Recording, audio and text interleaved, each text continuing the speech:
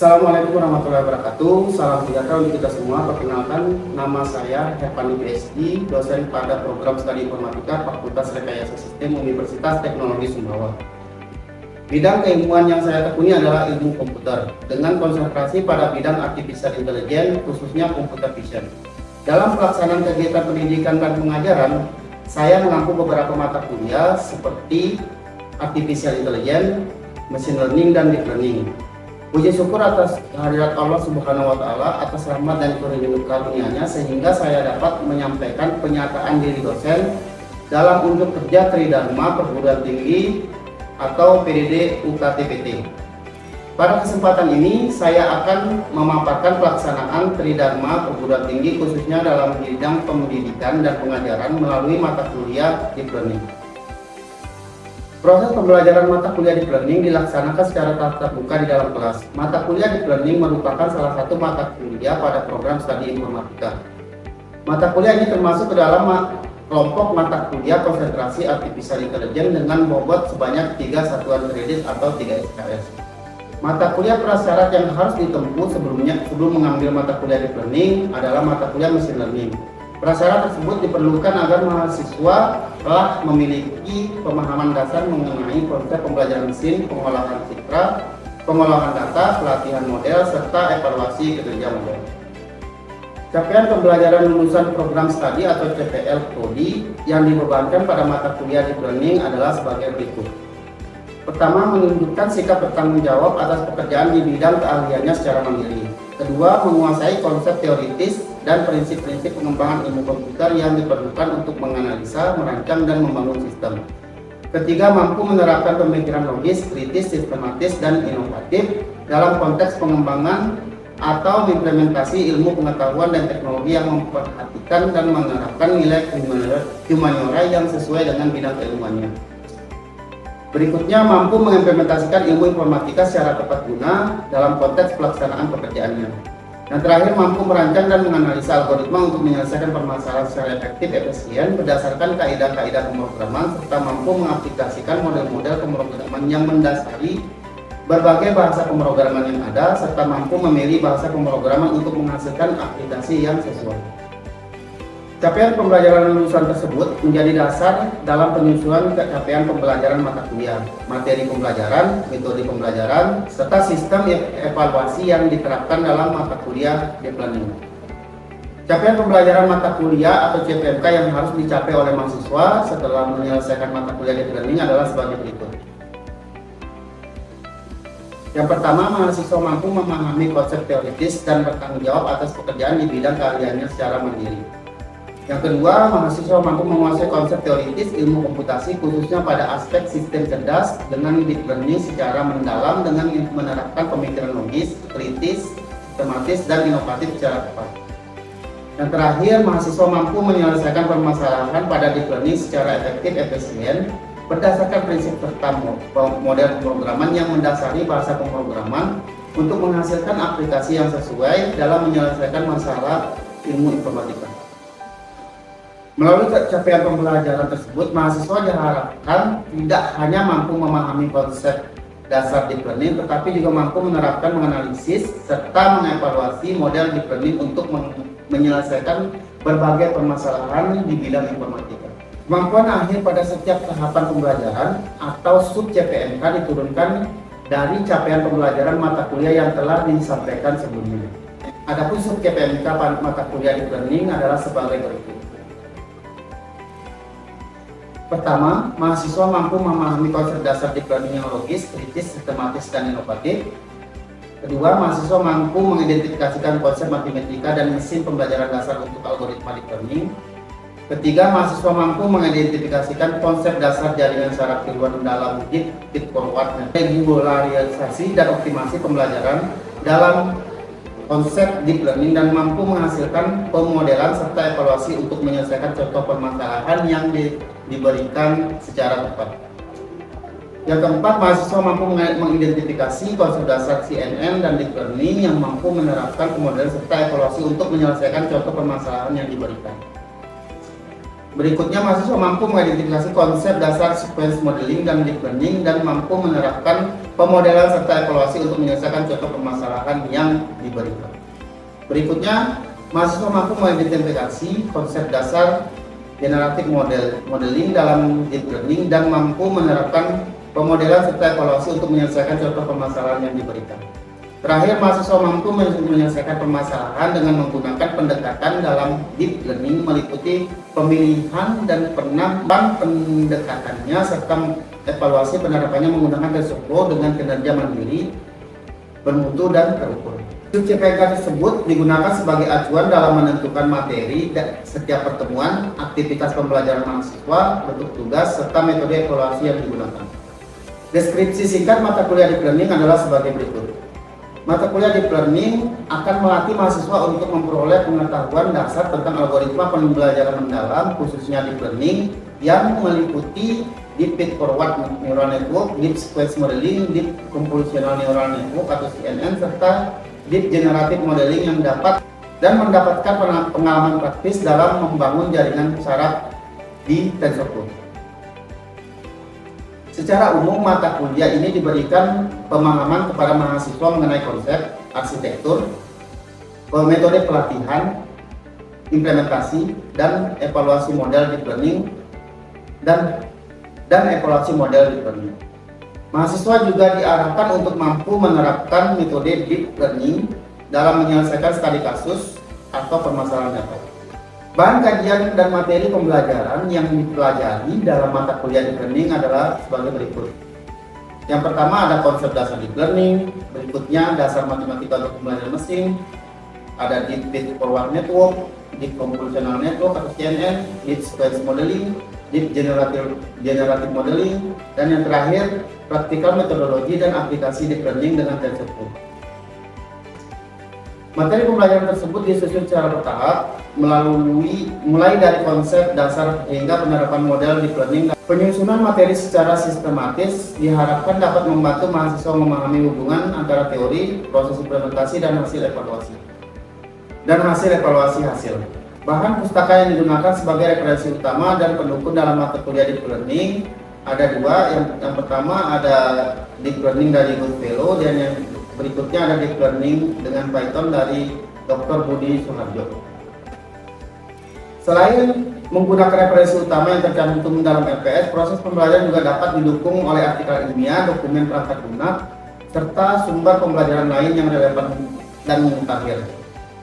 Mata kuliah deep learning dilaksanakan dalam 16 kali pertemuan selama 1 semester. Dari 16 pertemuan, sebanyak 14 pertemuan digunakan untuk kegiatan pembelajaran dan pembahasan materi. 1 pertemuan digunakan untuk ujian tengah semester atau UTS dan 1 pertemuan digunakan untuk ujian akhir semester atau UAS.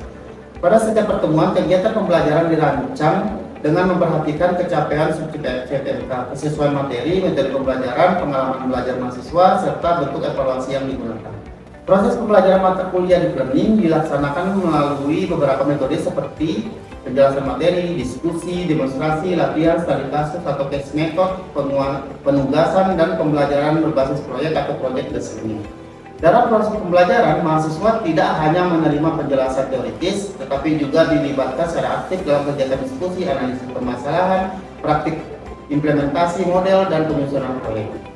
Pendekatan tersebut digunakan untuk membantu mahasiswa menghubungkan konsep teoritis dengan menerapkan dan menyelesaikan permasalahan. Rencana evaluasi mata kuliah deep learning disusun untuk mengukur ketercapaian pembelajaran mata kuliah sub CPNK. Secara umum, evaluasi pembelajaran terdiri dari 3 ranah, yaitu ranah efektif yang berkaitan dengan sikap, tanggung jawab, kedisiplinan, etika, dan partisipasi mahasiswa selama proses pembelajaran. Berikutnya ranah psikomotorik yang berkaitan dengan kemampuan mahasiswa dalam menerapkan konsep, melakukan praktik, mengembangkan model, serta menghasilkan proyek.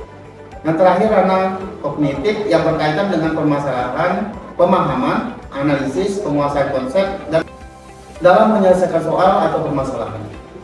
Adapun komponen dan bobot evaluasi mata kuliah deep learning sebagai berikut. Yang pertama, basis evaluasi aktif atau partisipasif. Komponen evaluasinya case method dengan bobot 10%, sedangkan untuk hasil proyek yang masuk komponen evaluasi project based learning dengan bobot 20%, Sedangkan basis evaluasi untuk kognitif atau pengetahuan, di sini komponen evaluasinya ada presensi, tugas, kuis, praktikon, UTS, dan UAS. Semuanya bernilai 10% kecuali UAS 15%. Evaluasi dapat dilaksanakan melalui kehadiran, partisipasi, tugas, kuis, studi kasus, ujian tengah semester.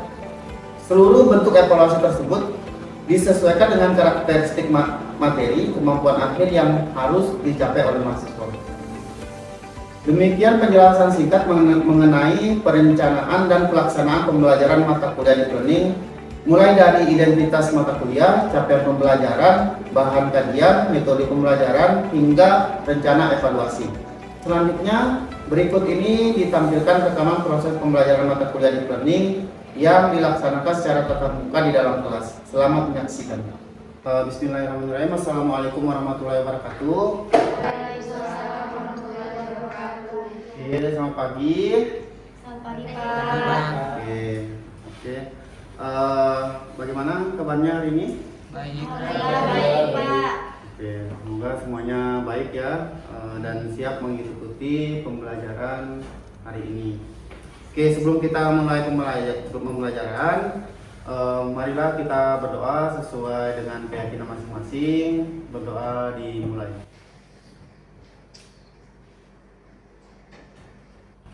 Oke, sudah selesai. Oke, sebelum masuk ke materi pembelajaran, saya akan memeriksa kehadiran mahasiswa terlebih dahulu. Ada yang namanya Sahrul. Sorry ya. Oke, ada yang namanya Ferdi. Saya, Kak. Oke, ada yang namanya Rizka. Oke, gitu aja. Oke, di pertemuan sebelumnya kita sudah membahas deep learning secara singkat ya, entah itu penjelasan dan pokoknya kita bahaslah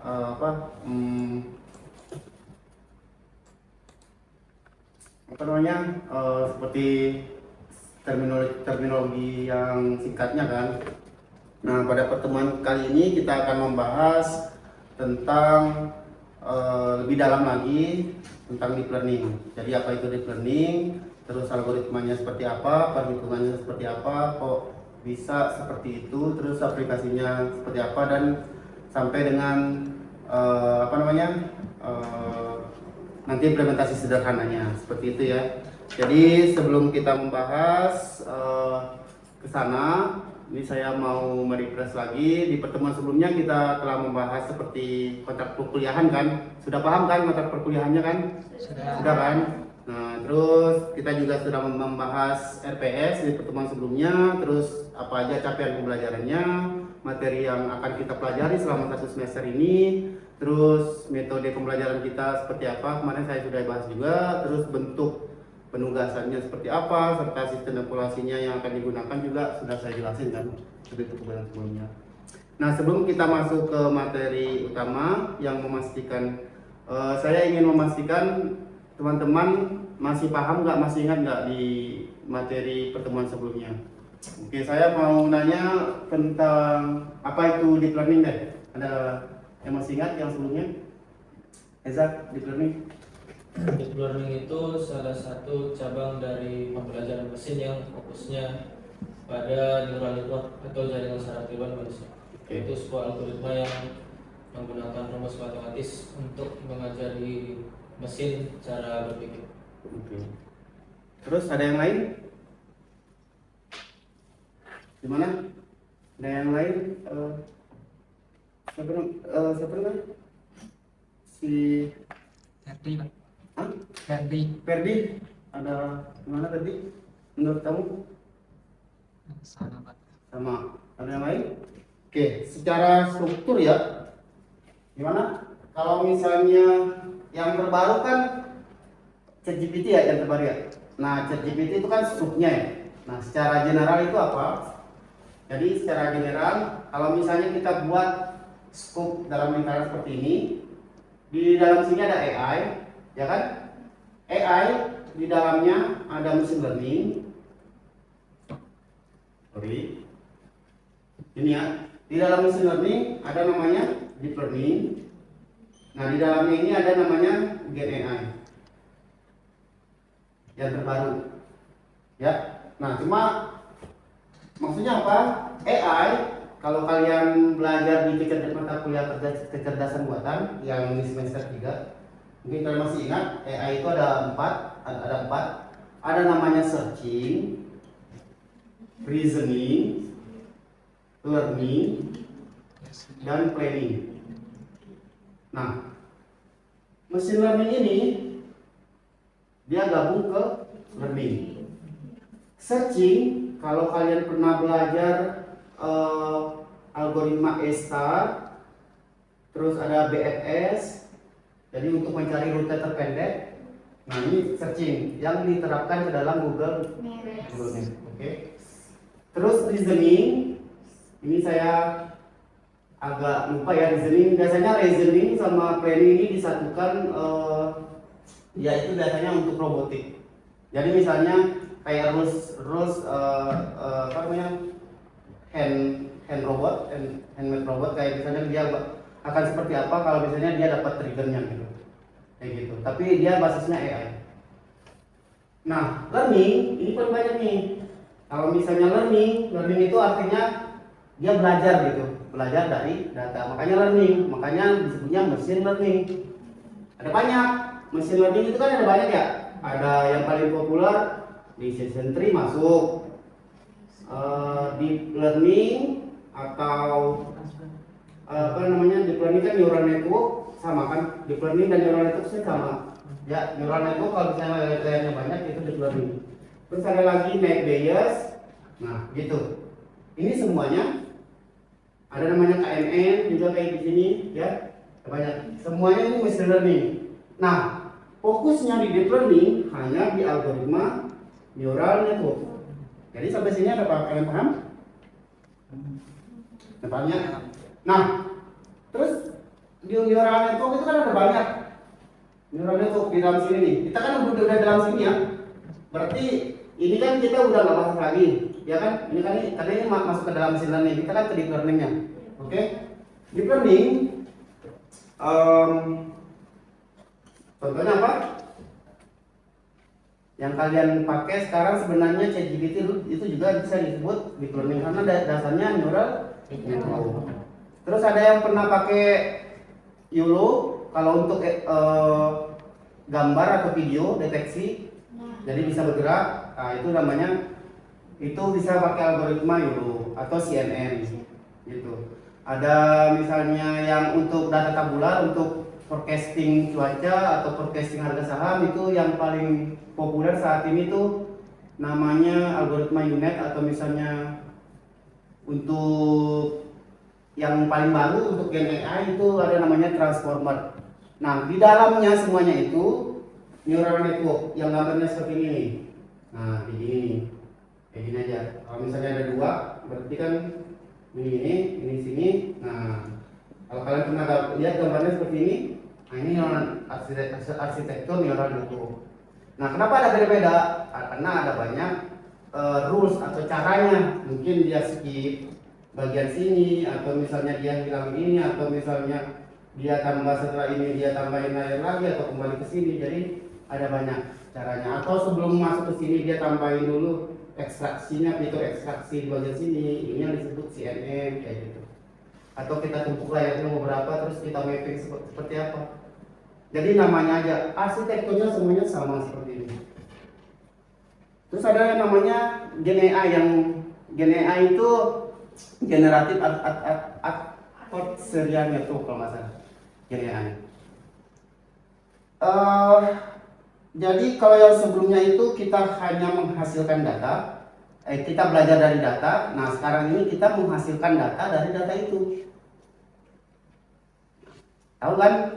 Kalau misalnya ChatGPT itu kan menghasilkan data kan, bukan mendapatkan jawaban dari data, tapi dia menghasilkan sebuah data baru berdasarkan dari data sebelumnya. Ada yang pernah lihat juga video yang dibuat dari AI? Nah, itu juga masuk ke Gen AI. Nah, kita setelah seharusnya belajar deep learning, setelah deep learning kalian paham semuanya, baru masuk ke Gen AI. Itu Gen AI salah satu algoritma di dalam ini di deep learning kayak gitu, di generatif adversarial network kayak gitu. Oke, sampai sini Paham? Apa itu deep learning? Sekup-sekupnya yang kita pelajari. Oke, silakan. Oke. Oke. Mungkin kita ke sini dulu ya. Yang akan kita pelajari hari ini yaitu Deep Feed Forward Network, ada perceptron, ada multi layer perceptron. Ya. Nah, terus ada subjek PMK-nya. Di sini kalian diharapkan mampu mengidentifikasi konsep dari jaringan saraf tiruan atau Deep Feed Forward Network serta regularisasi dan optimasi pembelajaran dalam deep learning, serta kalian harus mampu mengaplikasikan model dan evaluasi untuk menyelesaikan contoh permasalahan.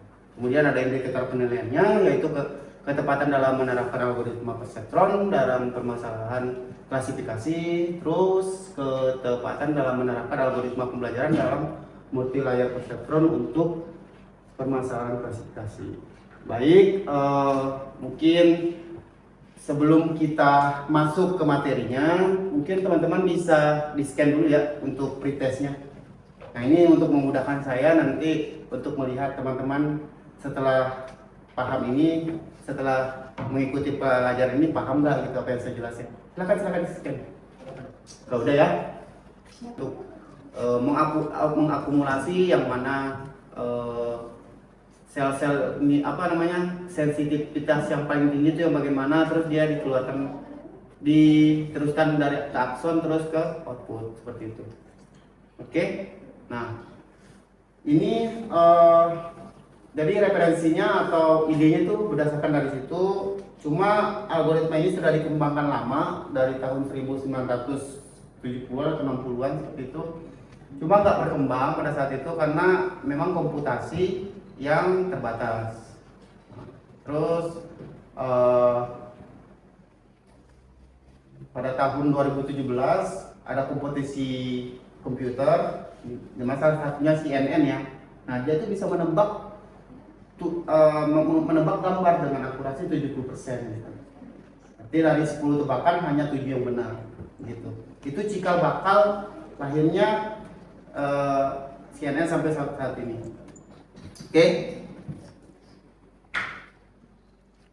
Oke, ini singkat ya. Ini rumusnya ya sebenarnya ya. Berarti kalau kita lihat berarti di sini ada single perceptron ya. Ini ya. Di sini ada sum. Terus ada input ya. Nah, enggak. Input. Nah, sumnya ini sebenarnya setelah sum ada namanya aktivasi. Gini. Baru Y. Berarti di sini W. Nah, rumusnya W dikali X ditambah B. Gitu. Ya. W dikali X tambah B. Sum. Setelah itu kita asumsikan ini Z. Nah, Z sama dengan, kalau Z sudah ada Z-nya tinggal diaktifasi kan? Karena ini diaktifasi, ini aktivasi kan biasanya pakai sigmoid 1 tambah 1 eksponen dari min Z. Gitu ya. Oke, kalau misalnya ada datanya banyak ya tinggal pakai sigma aja. Berarti sigma ini tinggal turun aja kan? W X berarti XI WI ini dalam huruf ini tambah B gitu ya. Sigmanya I start dari 1 sampai N ya kan, sampai dengan datanya habis. Oke, setelah itu sih sebenarnya. Oke, sebelum kita ke situ, mungkin kita ke perhitungan manualnya dulu ya. Ke perhitungan manual. Mana dia sini ya? Kita ada contoh di sini ya, perhitungan manual ya. Oke, ini data apa? Sebenarnya kalau XOR, kenapa kita butuh XOR? Karena sebenarnya untuk kabel N, ada yang tahu N, kondisi N itu kan hanya bernilai 1 apabila keduanya 1 kan. Berarti di sini inputannya jawabannya di sini Y ya. Y itu disebut target. Berarti 1 0 1 0 0 1 1 1 1 1 0 0 1 1 0 0. Ini ya. Berarti yang satu yang ini sisanya 0. Berarti kalau kita pakai sisi 1 0 1 1 0 0 1 0. Nah, ini kita plot ya. Jawabannya apa? Kalau jawabannya tadi kan ini aja yang satu kan. Yang ini 0, ini 0, ini 0 kan? Ya kan? Ini jawabannya nih, lihat nih jawabannya nih. Nah, kalau kita plot, ini tuh bisa dipisahkan dengan satu garis gitu. Nah, bagian yang ini semuanya bernilai 0 kan? Bagian ini yang satu. Tapi kalau XOR, bisa bantu saya yang XOR mungkin cari tabelnya. Kalau 0 dengan 0, 0. Kalau 0 dengan 0, Hasilnya 0. oke, terus 0 dengan 0, terus 0 1 1 berapa? 0 1 1. 0 1 1, terus 1 1 0. kalau dibuat berarti 1 0. Oke, baik, perkuliahan hari ini sudah kita selesaikan. Mungkin kita recap sebentar ya yang sudah kita pelajari. Tadi ada apa? Ada single perseptron, ya kan? Ada multi layer perseptron, ya kan? Terus gimana cara mengerjakan feed forward, terus back propagation, ya kan? Terus sejarah dari neural network sendiri, ya kan? Terus inspirasinya, terus ada perhitungan manual juga, ya kan? Setelah perhitungan manual ada perhitungan manual di Excel juga, ada code-nya juga, ya kan? Terus kalian sudah ngerjain juga kan yang codingan itu kan? Oke. Baik, saya demikian untuk materi pada pertemuan kali ini. Saya semoga materi yang telah kita pelajari dapat memberikan pemahaman bagi teman-teman semua dan dapat memberikan manfaat bagi teman-teman semua. Terima kasih atas perhatian dan partisipasinya dan kerjasama. Terima kasih atas perhatian dan partisipasi serta kerjasamanya. Saya akhiri pertemuan kali ini. Wabillahi taufiq wal hidayah. Wassalamualaikum warahmatullahi wabarakatuh. Waalaikumsalam warahmatullahi wabarakatuh. Demikian rekaman proses pembelajaran mata kuliah Deep Learning pada Studi Informatika Fakultas Rekayasa Sistem Universitas Teknologi Sumbawa. Video ini dibuat sebagai salah satu bagian dari penyusunan pernyataan diri dosen dalam unjuk kerja Tridharma Perguruan Tinggi atau PDD UKTPT dalam rangka melaksanakan sertifikasi dosen tahun 2026. Melalui video ini, saya memaparkan perencanaan dan pelaksanaan pembelajaran mata kuliah Deep Learning yang meliputi capaian pembelajaran, materi pembelajaran, metode pembelajaran, interaksi dengan mahasiswa, serta proses asesmen dan evaluasi pembelajaran. Semoga video ini dapat memberikan gambaran yang jelas mengenai komitmen dan pelaksanaan tugas profesional saya sebagai dosen dalam bidang pendidikan dan pengajaran. Terima kasih atas perhatian dan kesempatan yang diberikan. Wassalamualaikum warahmatullahi wabarakatuh.